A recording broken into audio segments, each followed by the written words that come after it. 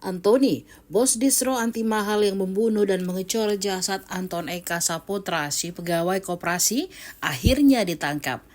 Anthony ditangkap tim gabungan Polrestabes Palembang dan Polda Sumsel di Padang pada Jumat 28 Juni 2024 malam dan dibawa ke Polsek Padang Barat. Saat diperiksa, Anthony mengaku tidak tahu tentang bercak darah dan cutter di ruko distronya, tetapi mengakui menyuruh istrinya membeli semen untuk mengecor jasad korban. Kapolrestabes Palembang Kombes Pol Haryo Sugihartono mengonfirmasi penangkapan Anthony di Padang dan pemulangannya ke Palembang.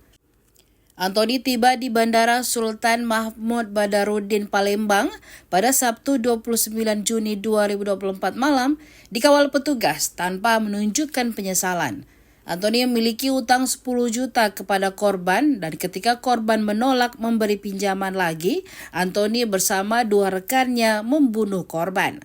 Satu pelaku lain ditangkap di Batam, sementara pelaku utama Anthony masih dalam penyelidikan.